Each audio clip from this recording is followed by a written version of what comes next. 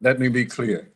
The Trump administration's crude, short-sighted policies directly contributed to the situation at the border now. The Biden administration is taking action. Administration officials have announced repeatedly that people should not come to the border now. The administration is increasing capacity to shelter unaccompanied kids humanely while testing them for COVID-19. In fact, the Biden administration is expelling more people than the previous one. Our borders are not open. Clearly, more will have to be done to respond to this situation while upholding our values. What we must not do is return to the morally bankrupt policies of the last administration toward children. Rest assured, this committee will continue to conduct careful oversight of the department's actions at the border.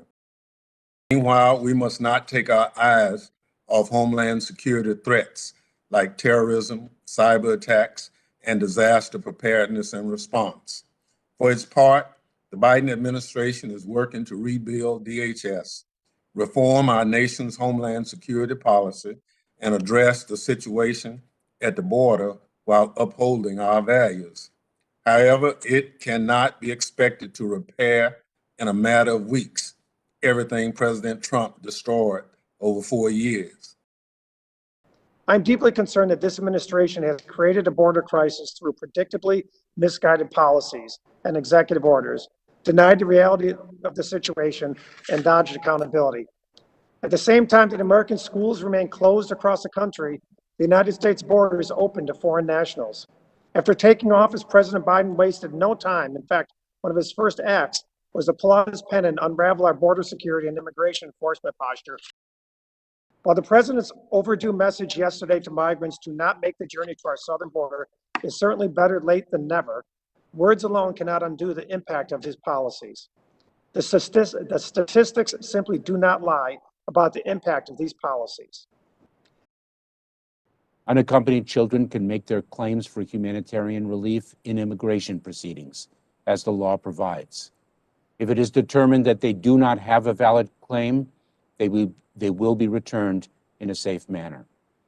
We have taken a series of actions to address the increase in the number of unaccompanied children at the border. We have increased our capacity to hold the children until HHS can shelter them while it identifies and vets the children's sponsors. We are increasing HHS's capacity, and I directed FEMA to support this effort. We have instituted the safe, orderly, and legal pathway for children's asylum claims to be heard, so that they do not have to take the dangerous journey to our border.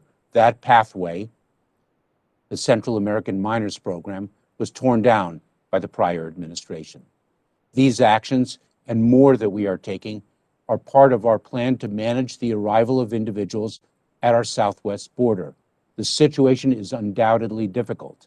We are working around the clock to manage it, and it will take time, but we will not waver in our commitment to succeed.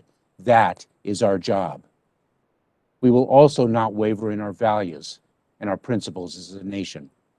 In the Department of Homeland Security, we can and we will tackle the many challenges we face while complying with our legal obligations and honoring our nation's values and principles.